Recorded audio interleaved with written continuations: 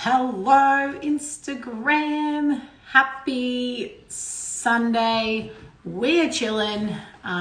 We were going to head to the beach, but Dan did a lot of yard work today and he was feeling a little bit under the weather. So just chilling, thinking of getting some Thai takeaway. Hello, gorgeous Katie. Getting some takeaway for dinner, some Thai or some India. And I've just been working all day on my next project, which I'm really excited for. I was meant to get into this space yesterday and do this video, but time got away from me. So I'm getting in here now because I feel like this is a really important conversation, and it's something that's been coming up a lot with my coaching clients. Even my friends are really experiencing this. So we're going to talk into a little bit around if you're single and dating, and how to actually ask for what it is you're wanting, or actually speak into what your needs are, what you're requesting, and breaking down some myths around that. And also the same if you're in a relationship, how to get your needs met in the relationship, how to get your partner to hear you. So whether you're in a relationship or you're single, how do we get our needs met? And why this really landed for me to share was I started noticing a bit of a pattern with women in the dating scene. So obviously Tinder's a big thing right now, online dating's a big thing right now, and the age that I'm at, like I'm 31, a lot of the women that are around me are around the same sort of age, and they're starting to be really dialed into what it is they're wanting in a partner, where they want to be heading, what's important for them, what's not important for them. But then we get on this dating and we start dating and we start becoming invested in someone. We start sharing, mutual energy.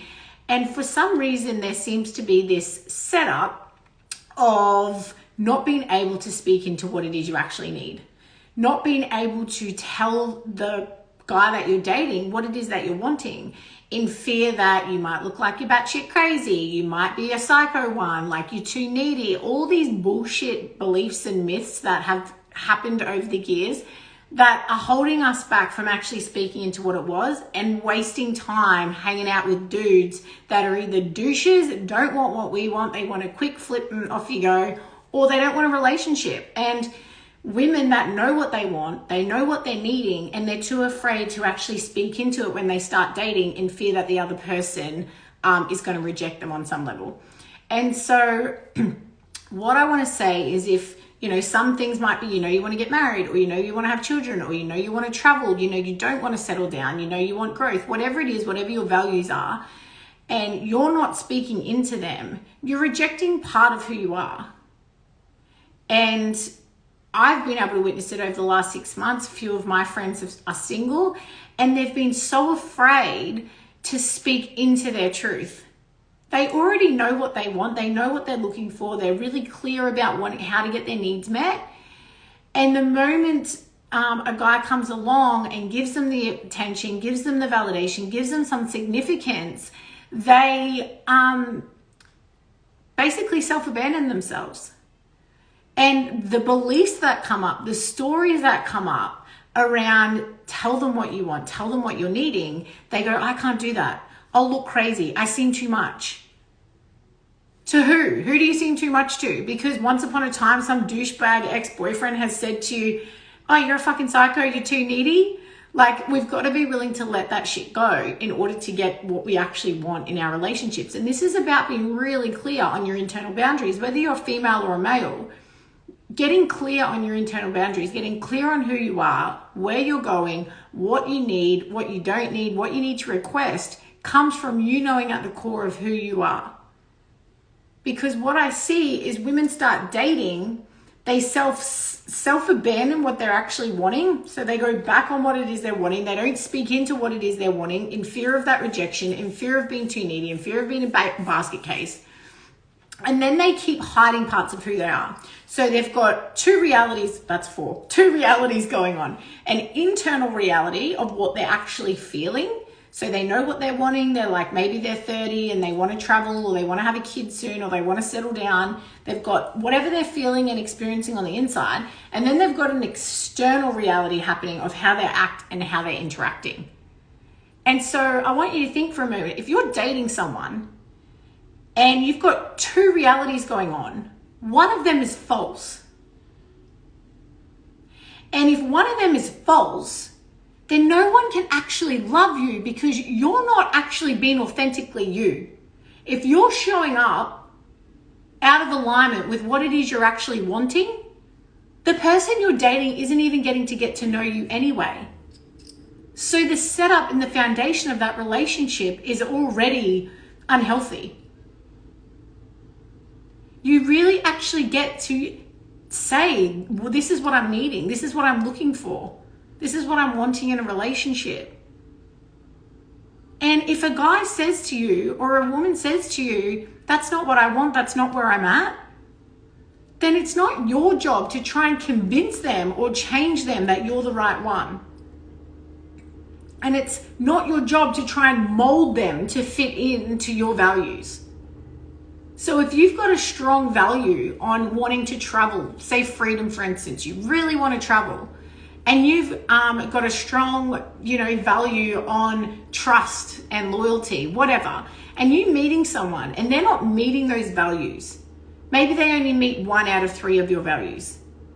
And a strong value for you is wanting to travel, wanting freedom, and you're meeting someone who does not want to travel. They want to settle down. They don't, they're not at that place. And you're molding them to fit in because you like them and there's an energetic exchange and you're just like, oh, I'll just let it go. That's going to fester for you. That's going to grow resentment in the background because you're not actually speaking into what it is you're needing. Because you don't want to seem too much.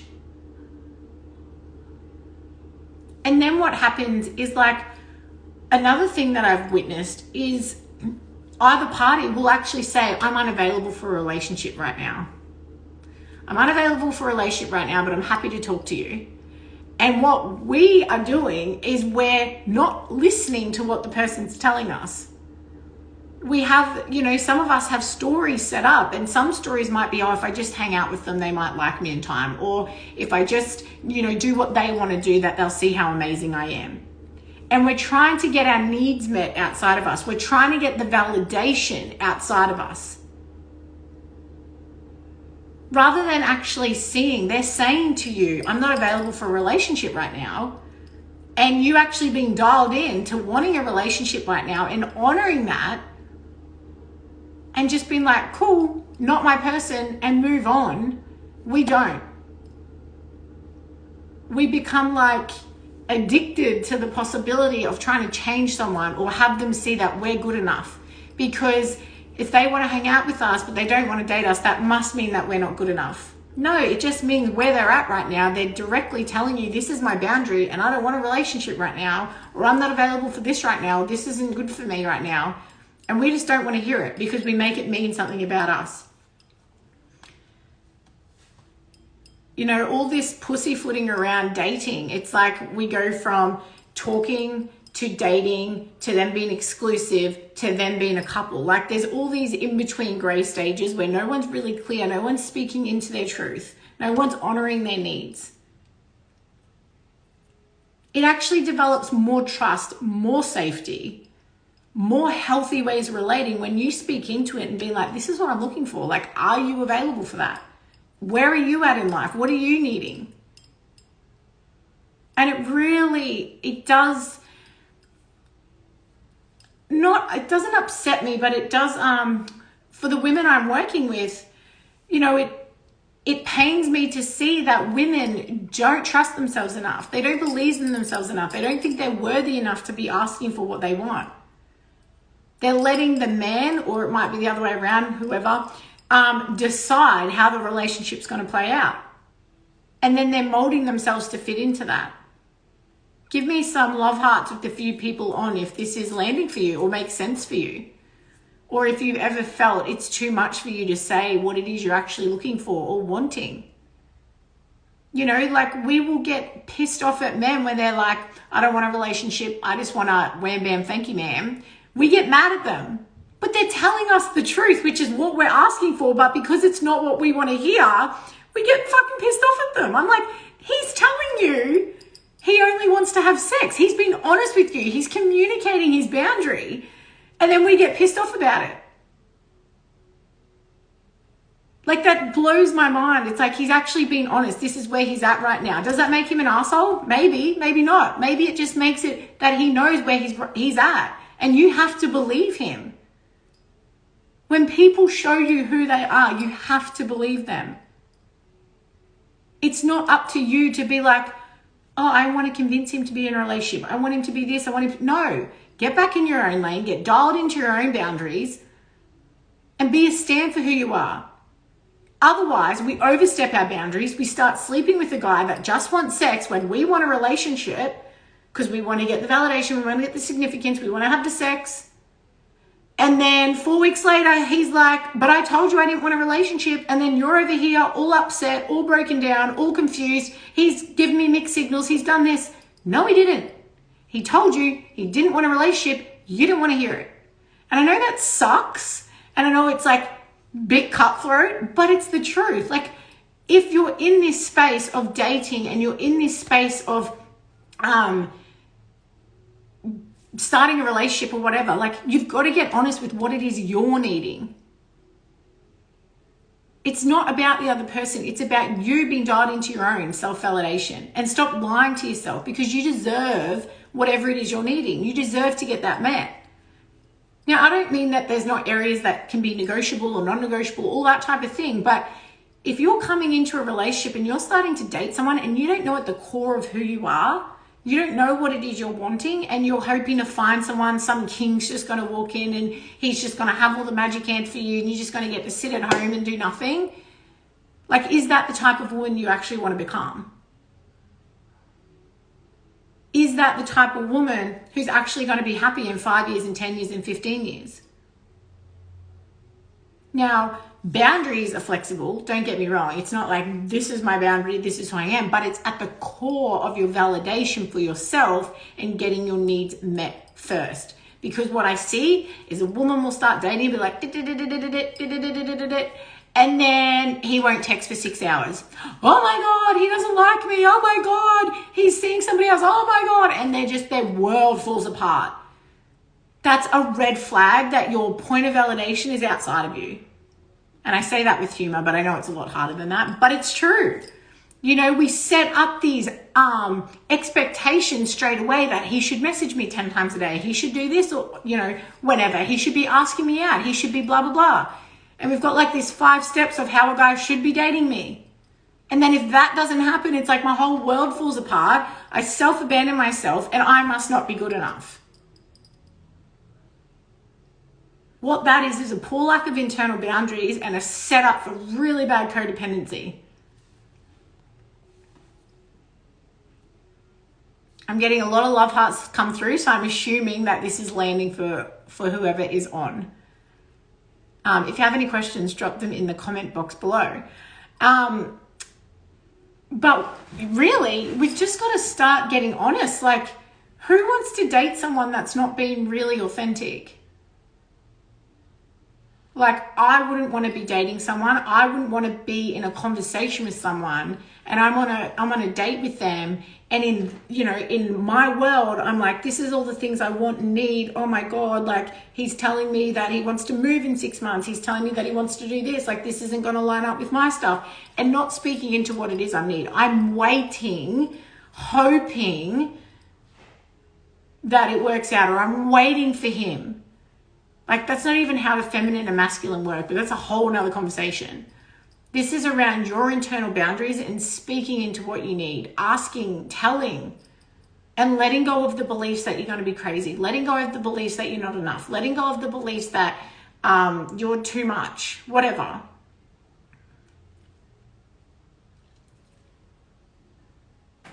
Be someone who is really clear that if he doesn't text you back in a few hours, if you don't hear from him in a day, it's not going to take you off course. You're not going to make up meaning about yourself because you have this setup from past hurt, past experiences, that it has to be a certain way. You don't want to create the new setup of a new relationship based on that. I remember back when Dan used to work away, and so the first 4 years of our relationship was through technology. We met online. If you didn't know that, we actually met on Plenty of Fish. So I understand this world really well. And I also understand the lack of boundaries I had at that time because I just didn't have any. I didn't know what I needed or what I wanted. But I created this expectation of him messaging me. And there would be times that he would message, and if I woke up in the morning and there was no message there, I'd create a story about it. I would go into this story of, oh my God, he's with somebody else. Oh my God, he's not thinking of me. Oh my God. Rather than just being like, holy shit, I hope he's okay. Or, you know, he's up 100 meters in the air, or he's probably just fallen asleep. I go into all the negative stories and I created meaning around them because we had this unspoken agreement set up of when he should message me, when he should call me when he was working away. And it's not healthy. And it's certainty. It's getting a human need met when you expect that things are going to go a certain way all the time. And I really see it with women in the dating scene. They just get hell-bent on expecting this guy's going to message and really get taken out after a few dates if they don't hear. And then the whole world of people going for unavailable men or men going for unavailable women. Like that is a really big sign that you have a really poor lack of internal boundaries, that your POV, your point of validation is so outside of you and that your internal compass is just flicking around the wrong way. Like if you're trying to go for someone who is unavailable, you're really trying to get significance, which is another human need outside of yourself, something you can actually give to yourself if you partnered yourself. If you knew you were enough, you wouldn't be going for someone who's unavailable. You wouldn't be available for that type of even relating with somebody. But there's reasons we do the things we do, and this conversation is really about lack of internal boundaries with knowing in this space. And then, you know, I also get a lot of questions around how do you get your partner to do things, or how do you get your partner to meet your needs? Well, again, it's getting dialed into what do you need in the relationship? What are you requesting? How are you requesting it? And, you know, relationships become a particular dance. They become a certain way in which we operate with the other person. And someone has to be willing to break that dance in order for it to be different. So, for example, say you have a newborn baby and your partner's not helping out as much as you need. And you've had the conversation, he's still not helping out. You've had the conversation again, he's still not helping out. Now you're getting resentful, you're getting pissed off, you're making up all these stories in your head about, you know, he still gets to do everything before, like he did before the baby come along. All these things go on. Now, in order to break the dance, in order to break the setup of the way it's been, we can choose to live in the world of bitching and moaning and complaining and whinging and, you know, really blaming our husband, or we can become cause in the matter and choose something for ourselves, because we actually get to choose. And when we go and lead, when we finally go first, it breaks that pattern, it breaks that relationship of the way it's been. So for example, if you have a baby and hubby ain't helping out as much or doing whatever, be cause in the matter. Get yourself a sitter and go out with your girlfriends. You know, go and do the thing that it is you want to do. Don't sit back and be like, oh, he doesn't help me, he doesn't do anything. Because the moment you start showing up for yourself, the moment you start standing in your power, getting your own needs met first, he will start to see that in time.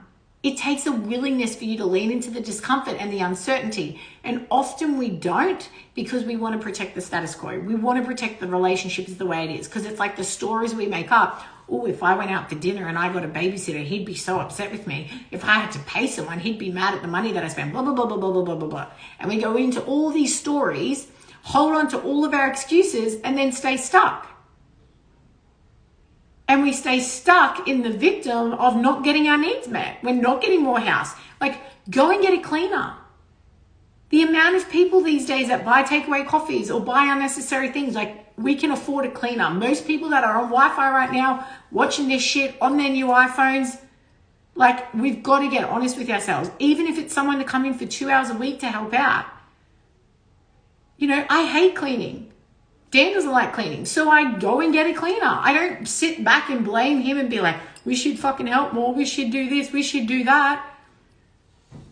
No, I hate doing the lawns. He could sit there and be like, she never helps with the lawn, she never does this, she never does that.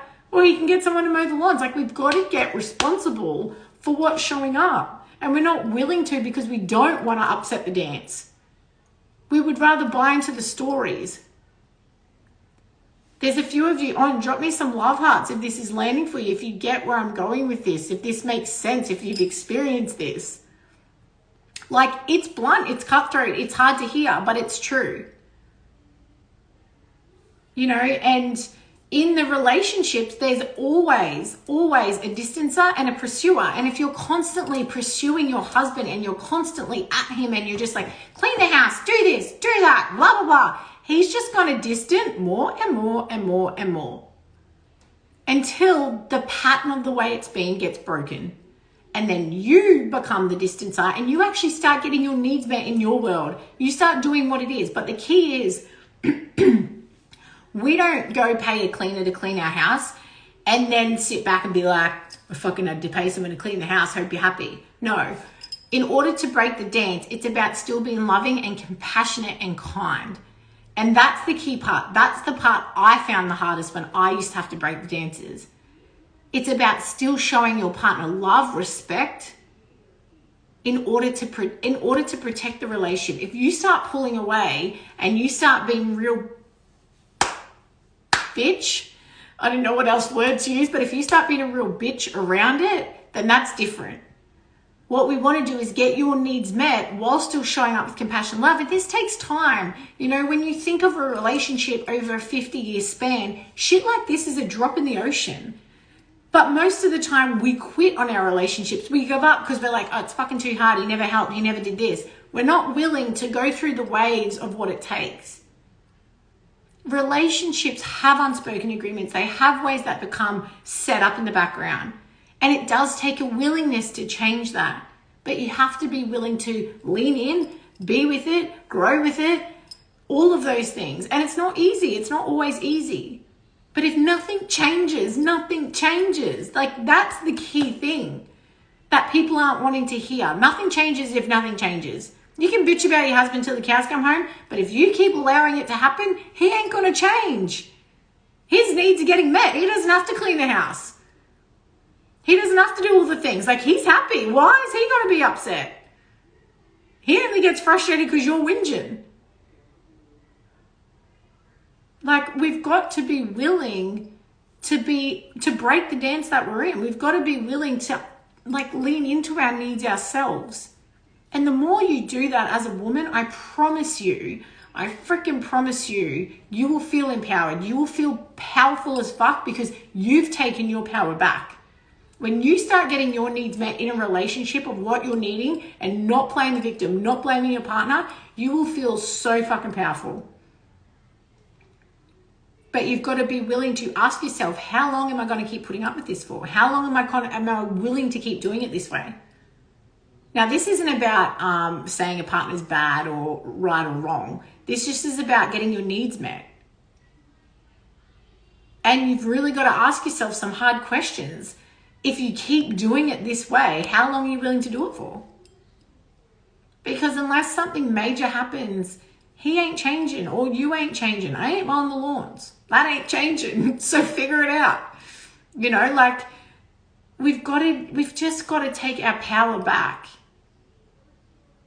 And most of the time we don't. We ask our partner for something we need. If they're not willing to hear us, if they're not willing to hold space with us, if they're not willing to do it for us, we just attack them, we blame them, and then it still actually never gets done. You know, and it's really about going hands off your partner and trusting and getting your needs met the way you need. And if that means he's unavailable to meet that need and you have to go source help with the kids or source help with the house or source help with your business, then you have to be willing to do that.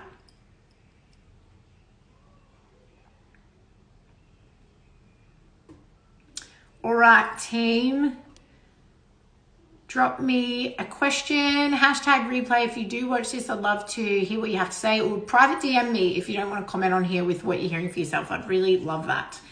But yeah, that was a little bit of my conversation around internal boundaries and just really knowing that it is so okay to ask for what you're wanting and be really direct and bold in your knowing of that, because then your needs aren't getting met outside you. And that's a big one. And it's really, it is really challenging, because it's nice to get we're designed for human connection. It's nice to get the significance. It's nice for someone to tell us how amazing we look, how hot we look, but it's not healthy if you're only dating someone one date or a few dates and all of a sudden it literally takes you off course and you get really caught up in all of it. And I'm definitely not saying this is easy, because me and I have been there before.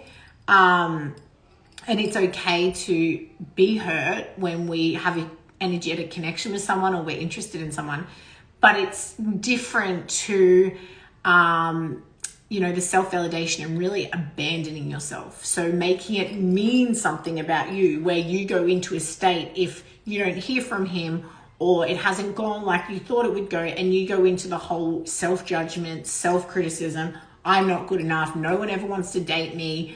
I was too needy. And then, I shouldn't have said that. And you go into all these stories. I shouldn't have said it like that. I should have said this, blah, blah, blah, blah, blah, blah, blah, blah. All those types of stories. That's what I mean here about really the self-abandonment in those times, because you really got to honor yourself. Otherwise, you're just lying to yourself.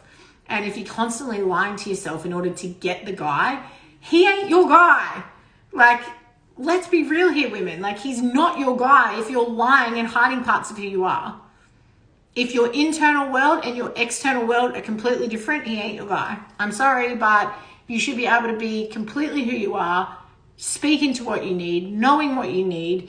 And I actually have a girlfriend who has done a lot of work. She's actually a coach as well. And she was calling in her king. Like, that's what she said. She was writing her list. She was calling in what he looked like. And she was really clear about where she was at, her values, what she was wanting. And she went to an event last year and she met a guy. And I'll never forget it, because I was just like, yes. And it was the first date and they lived in 2 different states. So already she had to get really clear on, am I going to bother wasting time here if this guy isn't the right guy for me? And she said, this is what I'm needing. This is where I'm at in life. I want A, B, C, D. Where are you at? And she was just so straightforward with it. And he was kind of like, whoa, you're direct. And she's like, yeah, well, I don't want to waste your time and I don't want to waste my time. Like, that instantly strengthens the relationship, whether it goes forward or doesn't go forward. You're being honest with who you are. You're not trying to change yourself or convince somebody else of someone that you're not. And they're still together. And, she was just so direct with where she was at and she was so okay with it. And, it just gets to be really beautiful when you call forth the right guy. So, and men, if there's any men listening, I've seen a couple of the boys jump on. Sorry, guys. This can be women as well. Like I said, I hate mowing the lawn. I ain't doing it. Dan needs to figure that out. He either does it himself or he calls someone in to do it, because it's just, it's not a non-negotiable, but it ain't something I'm doing. So we get to really choose and decide for ourselves, and it gets to be really beautiful. So this is to the men as well. Women can hear her, is what I'm saying. If there is any men on here and you're in the dating space and she comes across very straightforward, knowing what she needs, hear her, hold space for her, and be honest yourself with where you're at. Maybe you're not there right now. Maybe that's not what you're looking for. And you get to honor that. It's okay if you want a relationship. It's okay if you don't want a relationship. It's okay with wherever it is you're at. And then same goes with your partner. Speak into it.